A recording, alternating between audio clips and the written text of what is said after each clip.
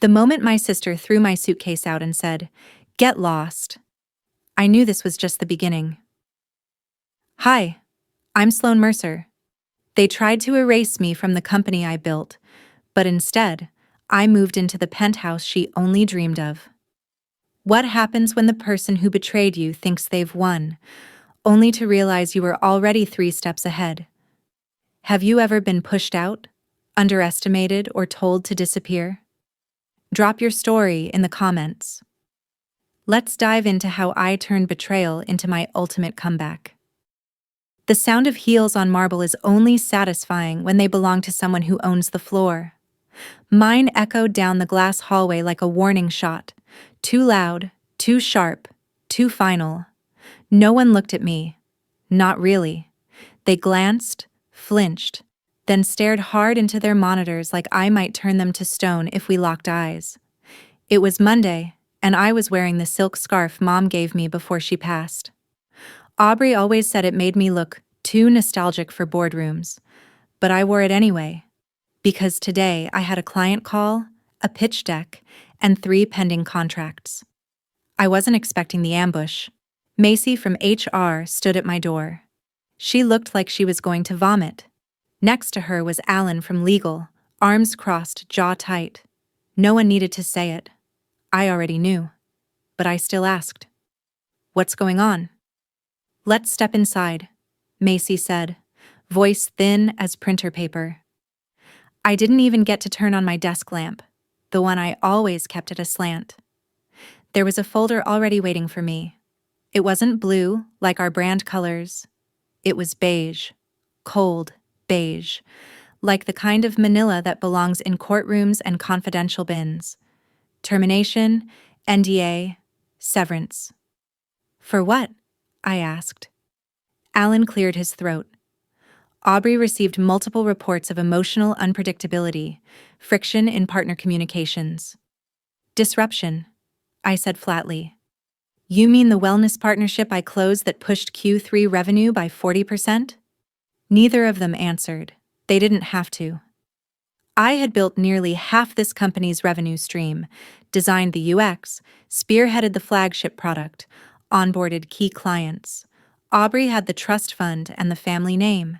I had the backbone, and she erased me in 6 minutes flat. She's exercising her rights as majority shareholder, Alan added smoothly. Of course, Dad's trust. The document we were supposed to amend together. We'll handle it when the time comes, Aubrey had said. Well, she handled it. Please gather your things. What things? The coffee mug that said built from nothing? The framed photo of us at our first demo booth in 2014?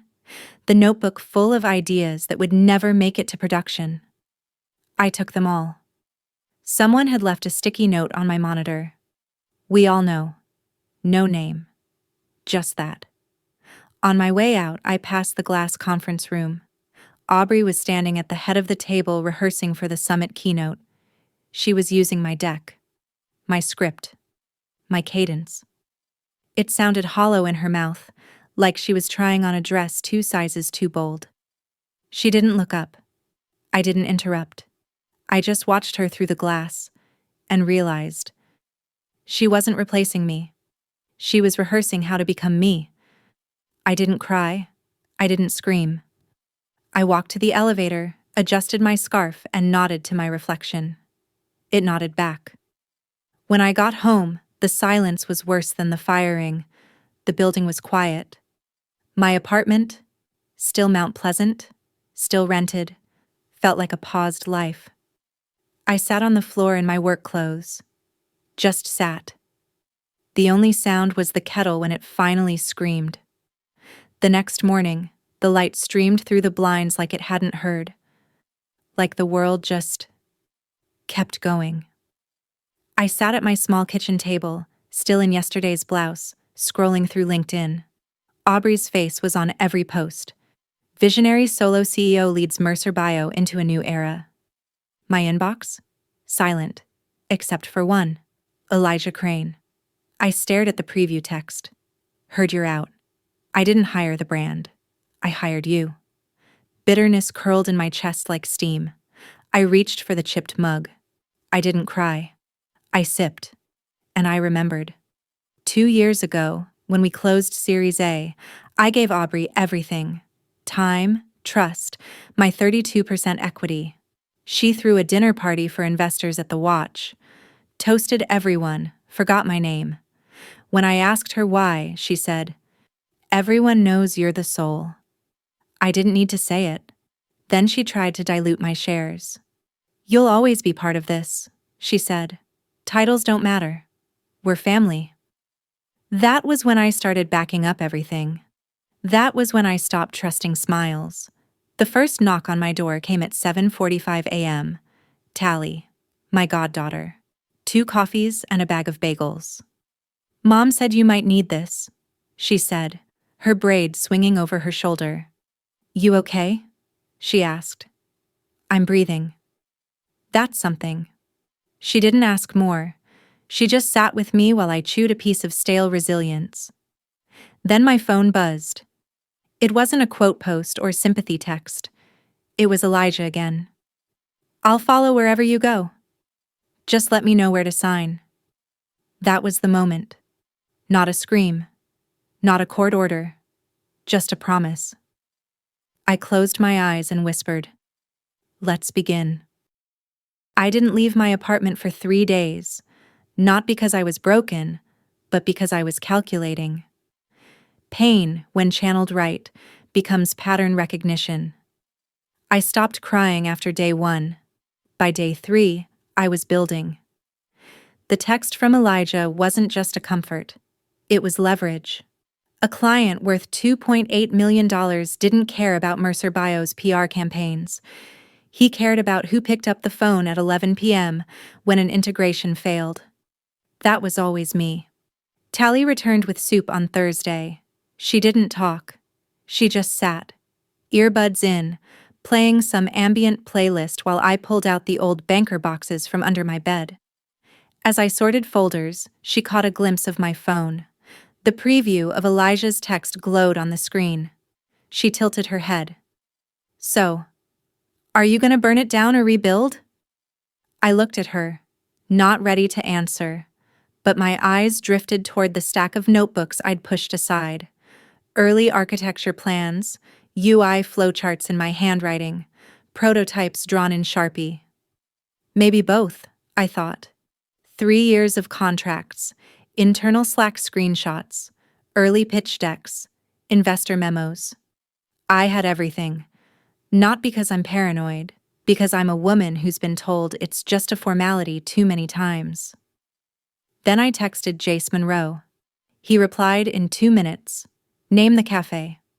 We met at Dust Jacket, the indie bookshop/espresso haven where we used to brainstorm UI flows when Mercer was nothing but wireframes. The bell above the door still jingled like it was greeting revolutionaries.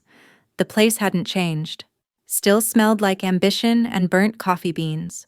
The walls were lined with forgotten ideas and folded spines, a perfect shrine to things people thought were finished, but weren't.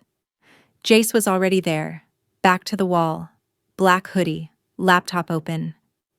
His eyes scanned the room twice before I even sat. "She's been siphoning money," he said as soon as I dropped into the seat across from him.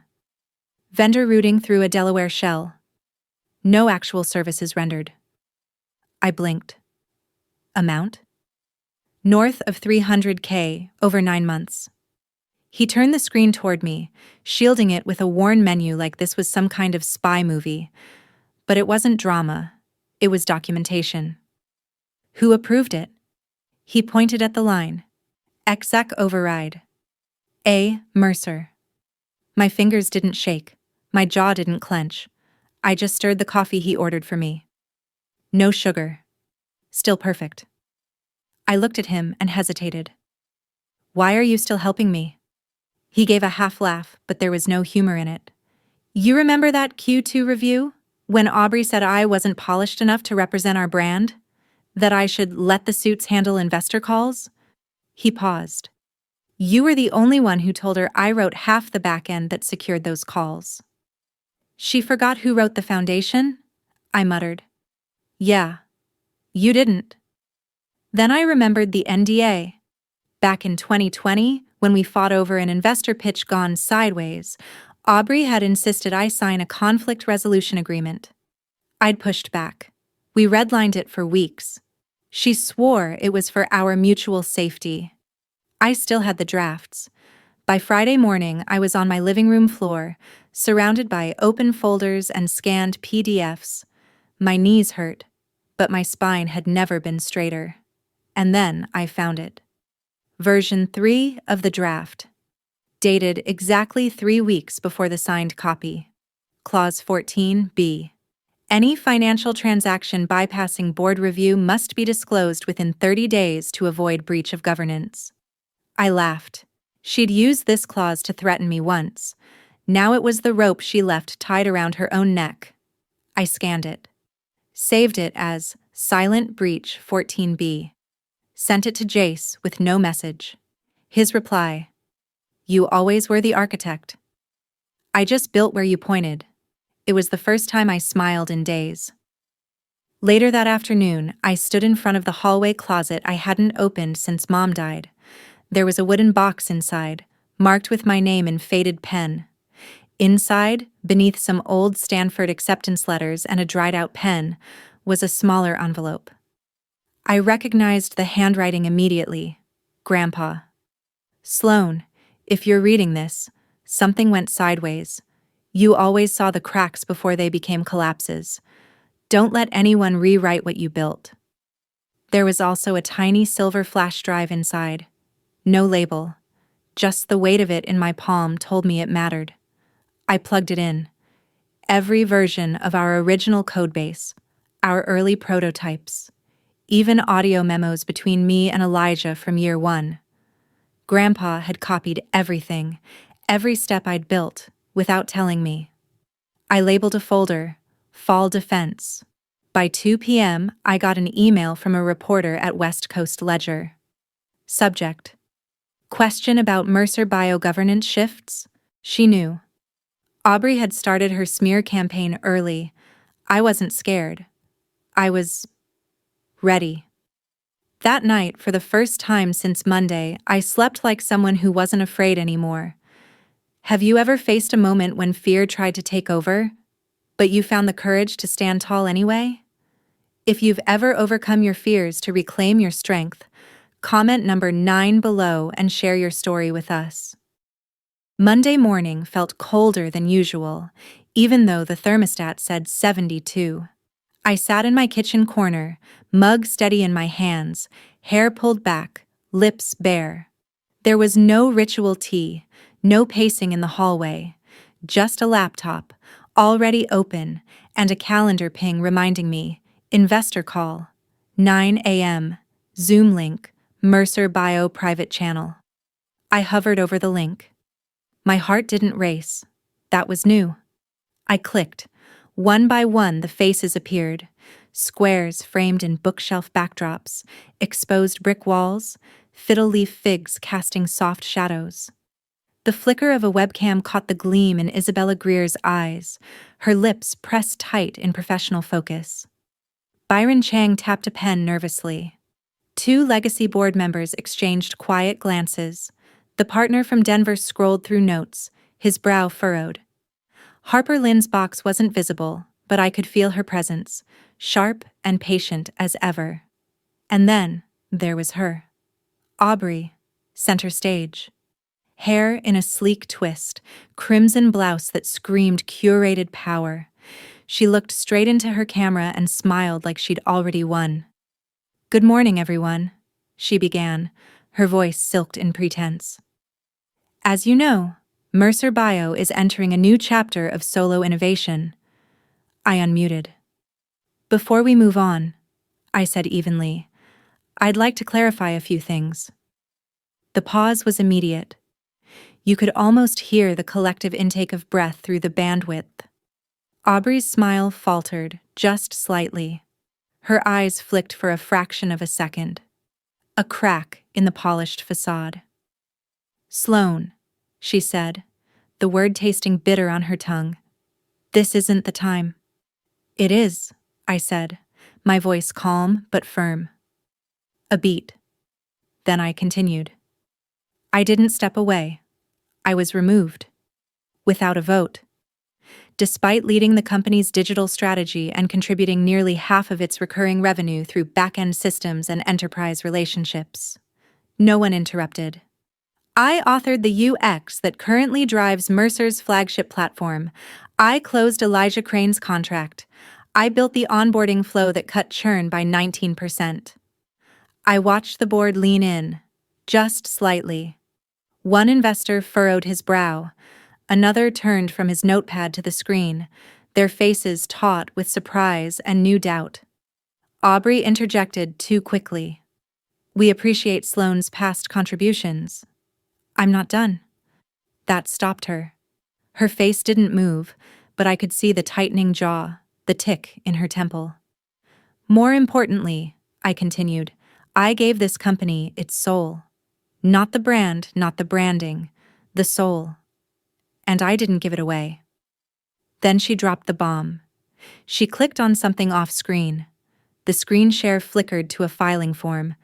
1122. South Carolina Secretary of State. I filed this last Friday, she said smoothly. Effective immediately, you're no longer recognized as co-founder. Your equity is frozen pending review. It's already done. Someone gasped in the virtual room. I didn't. I stared at the form, and then I smiled. Not because I liked it, but because I was ready. I clicked the record button in the Zoom bar. My finger hovered a moment longer, steady, deliberate. Then I left the call. Silence swallowed the room. My screen went black. I stood up, closed the laptop, and reached for my coat. Harper's text came through a second later. Well played. Meet me at CNR. 2 p.m.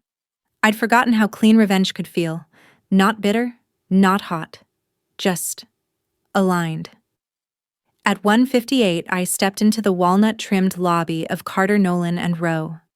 The polished marble gleamed beneath the recessed lighting, reflecting the seriousness of the place. The faint hum of air conditioning mixed with the soft shuffle of papers and hushed conversations beyond the glass walls. The receptionist glanced up, did a double-take, and smiled. Dr. Mercer, she said with warmth that felt like a small victory. They're expecting you. When I entered the boardroom upstairs, Harper was already laying out files like weapons, neatly organized stacks of documents, contracts, and legal binders arranged with surgical precision. We've got what we need, she said, eyes sharp behind thin-rimmed glasses. She pointed at the 2020 equity agreement, then at the red-lined NDA drafts, then at the notarized Git logs containing my every committed line of code.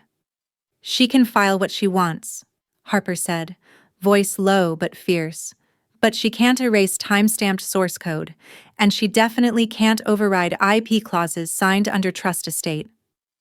A shiver rolled down my spine, not from fear, but from recognition. This was the game Aubrey thought she was winning, but she was still playing on my field. I didn't say much, just nodded. Then Harper smiled. Just slightly. Let's reintroduce you to the table. She mocked my grief behind closed doors, so I opened them wide. The conference hall in San Francisco was vast, its high ceilings lost in soft shadows cast by the bright stage lights. Rows of plush chairs were filled with hundreds of attendees, investors, media, and partners, all drawn by the promise of Mercer Bio's next chapter. The polished wooden floor reflected the multitude of camera flashes, while the low hum of conversations buzzed like electricity. Aubrey Mercer stood confidently on the stage, dressed in a sleek black suit that commanded attention. Her voice was smooth, practiced, as she unveiled the Mercer Bio Reimagined initiative, painting a picture of leadership, innovation, and empathy. The audience hung on every word, clapping at her carefully timed pauses. I slipped quietly into the back rows, deliberately blending into the shadows, invisible to most but fully visible on the live stream. The grandeur of the occasion contrasted painfully with the secret truth I was about to expose. Suddenly, a stage assistant approached Aubrey with a cream-colored envelope. Her smile faltered for the briefest instant as she took it. Behind her, the projector screen flickered erratically, once, twice, then went dark, replaced by a stark black screen. A hush fell instantly over the crowd, the warm buzz of anticipation replaced by an uneasy silence. Without hesitation, I rose from my seat, my heels clicking deliberately against the floor as I walked forward to the microphone. Every step was measured, filled with purpose, commanding attention as the murmurs swelled around me. "Good evening," I said, my voice clear, calm, and unyielding. "I'm Sloan Mercer, former co-founder of this company." A wave of stunned silence rippled through the room. Whispered questions spread like wildfire. Is that really her? The sister? While faces displayed a spectrum of shock, confusion, and curiosity. The camera flashes intensified, capturing the moment in all its rawness. Some attendees leaned forward, eyes narrowing. Others instinctively raised their phones to record. What you've seen today, the brand, the products, the messaging, are based on proprietary work developed by me without consent, I continued, letting each word hang heavy in the air. Aubrey's eyes snapped toward me, her polished veneer cracking for a moment, a flicker of panic barely concealed behind forced composure. From the speakers came a voice, not the poised CEO on stage, but the candid, unguarded Aubrey from a private Zoom call. "She can't even look at herself in the mirror without cracking," the recording said, Aubrey's laughter cold and cruel. "She's been broken since her mother died. Give her a mic and she folds." The crowd gasped. Some recoiled as if struck. The electric tension shattered, replaced by whispers swelling to an uproar. The lighting shifted subtly, the warm amber glow of the stage replaced by harsh clinical whites, spotlighting the fragile state of a once untouchable figure. Behind the curtain, Ren stood watchful, clutching a USB drive like a shield. Her eyes scanned the room, unwavering, as if guarding a sacred secret. The room erupted into a frenzy. Questions flew, conversations fractured into frantic exchanges, the power dynamic visibly tilting. As the recording faded, the chatter crescendoed, cameras continued flashing with renewed urgency. The air was thick with shock and shifting alliances. A young intern, eyes wide, pushed through the crowd and approached me, thrusting a business card into my hand. "I was told not to contact you. I'm done listening to them." I nodded silently, folding the card carefully. Isabella Greer, a key investor, caught my eye with a glance weighted with understanding and unspoken support. Her touch on my shoulder was brief but firm. "You don't need to explain. Call me tomorrow. We should talk." Outside, the night was crisp, the cool air a sharp contrast to the heat inside. The fire burning within me was no longer private. It was a public reckoning, and it had only just begun. She built her empire on silence. Too bad I kept the original blueprints. The San Jose Federal Courthouse rose majestically against the gray autumn sky, its vast stone pillars casting long, solemn shadows on the steps. Inside, the cool marble floors gleamed under the harsh fluorescent lights, reflecting the seriousness of what was to come. Every footstep echoed sharply through the vast halls as I made my way toward Department 4, the center of today's battle. My heart beat steady, but the quiet swirl of anticipation around me was palpable. The soft shuffle of papers, the distant hum of whispered conversations, the muted clicking of keyboards. It was the sound of a war being fought in whispers and documents. I glanced down at my shoes, hearing the echo of each step on the polished floor. Each footfall was a reminder. I was walking into the crucible where my fate and legacy would be decided.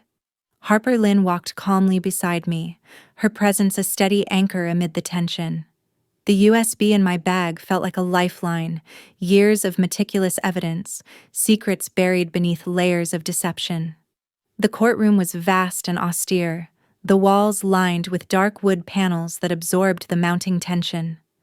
The glaring overhead lights left no room for shadows, illuminating every anxious face and every subtle twitch of emotion. At the front, the judge's bench towered, a symbol of authority and finality. Across from me sat Aubrey, the once unshakable queen of this battlefield, flanked by her team of sharply dressed attorneys. Their confidence masked unease, furtive glances exchanged, restless shifts in posture, the nervous tightening of hands around expensive pens. The judge entered with slow, deliberate steps, commanding silence with his mere presence. The proceedings began, a mix of formalities and legal jargon, designed to mask the fierce struggle beneath. Harper rose, her voice calm but resolute as she addressed the court. Your Honor, we respectfully submit for admission a sealed addendum from the Mercer family estate. A worn manila envelope was slid across the table. The judge inspected it briefly, then carefully broke the seal and unfolded the document inside. He began reading aloud, each word resonating through the courtroom. Clause 17.2. In the event of organizational dispute, full creative authority and intellectual property rights shall revert to the co-founder who authored the original user experience and platform design, namely, Miss Sloan Mercer, per notarized submission and time-stamped Git records. The room seemed to hold its breath. The gravity of those words pressed down, silencing the murmurs. Aubrey's lead counsel leaned in, whispering urgently. I caught a flicker of panic behind Aubrey's composed exterior, the slight trembling of her fingers beneath the table, the tightening of her jaw as the weight of the clause settled in. Harper's voice sliced through the tension, razor sharp. This clause was filed 4 years prior to the submissions contested by Miss Thorne. It unequivocally confirms Miss Mercer's majority rights in the event of dissolution. The judge's eyes scanned the document again before folding it with precise care. We will recess now. Counsel for Miss Thorne is advised to reconsider the strength of their case before continuing. The courtroom slowly emptied, whispers of disbelief and speculation trailing behind.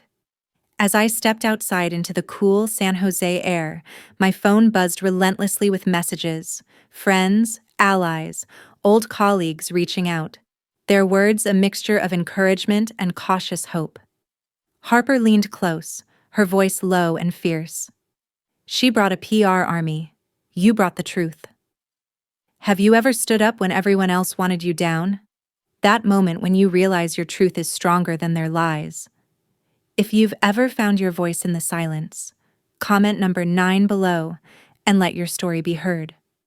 Later, an old employee's email lit up my screen. I always knew who the real architect was. I hope now everyone else does too. I allowed myself a small, exhausted smile. The foundation was mine again. The fight had only just begun. She told me to get lost. I didn't just return.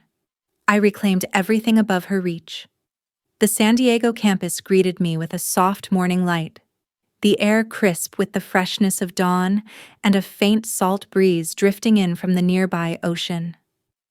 I parked at the rear lot, feeling the steady ground beneath my feet, a stark contrast to the uncertain steps I'd taken years ago. As I walked toward the entrance, the security guard nodded respectfully, no longer avoiding my gaze like the wary glance that had greeted me the day I was forced out. The building loomed tall and modern, its glass facade reflecting the pastel sky. At the main entrance, the sign boldly read, Mercer Biotech, founded by Sloan Mercer. A simple plaque that felt like a victory statement, the culmination of a long battle. Inside, the lobby was bright with sunlight streaming through floor-to-ceiling windows, lighting polished marble floors that echoed with the soft footsteps of staff starting their day. The receptionist's eyes met mine with warm recognition. "Welcome back, Dr. Mercer," she said calmly, her tone steady and sincere. I returned a small smile, feeling the weight of those words. The past was behind me. This was my future. Riding the elevator up to the penthouse floor, I felt a quiet thrill. The office awaited, spacious, serene, and filled with light. Large windows framed panoramic views of the campus trees below, the city skyline beyond, and the vast ocean stretching to the horizon. The golden glow of the morning sun filled the room, casting gentle shadows that seemed to dance with promise. The air smelled faintly of coffee and paper, comforting and familiar. The space was simple but elegant. A large desk, clean whiteboards streaked with coffee stains, and shelves waiting to be filled with new ideas. I paused in the doorway, letting the moment sink in. Here was the place I'd dreamed of, once laughed at by Aubrey, who'd sneered, "You? In a penthouse lab? Sweetheart, know your ceiling." That ceiling had become my floor. I moved to the desk and opened the second drawer, the one Grandpa insisted I take all those years ago. Inside lay the ivory pen he had given me on the day I was accepted to Stanford, smooth and cool in my hand, a tangible link to a promise made long ago. Before me lay the final transfer agreement, Aubrey's resignation, shareholder reallocation, every clause intact, every signature accounted for. The end of one chapter, the beginning of another. Taking a deep breath, I uncapped the pen and signed my name deliberately and steadily, Sloan Mercer, co-founder and creative director. No hesitation, no tremor, just quiet ownership. I placed the pen down gently and gazed out the window, watching students stroll below, coffee cups in hand, earbuds plugged in, unaware of the struggles that had carved this path. Legacy isn't applause or fame. It's knowing that what you build will endure long after you're gone. A soft knock drew me from my thoughts. A young intern appeared, notebook clutched tightly, eyes shining with tentative hope. "Dr. Mercer?" she asked quietly. "I've read about the early UX models. Are you really the one who built them?" I turned and smiled, a slow, genuine expression full of quiet pride. "I still am," I answered softly. Her smile bloomed in return, a promise that the future was bright. The sun dipped lower, spilling golden hues through the windows as I closed the door behind me, stepping fully into the next chapter. I have weathered the fiercest storm and now stand firm with my dignity restored, freedom in my hands, and peace in my heart. This journey was not merely about revenge, but about reclaiming myself, affirming my worth, and demanding the respect I deserve. Karma is always fair. Those who sow greed and ingratitude reap the consequences, while those who rise to defend themselves with sincerity and strength will find the light that guides them. This is the profound lesson I learned from challenges that once seemed insurmountable. Have you ever faced betrayal or injustice in your life?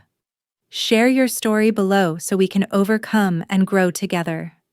Every story is a beacon, a reminder that you are not alone on this journey. Don't forget to subscribe to the channel so you won't miss inspiring stories and journeys of victory from resilient, strong, and determined people. See you in the next videos.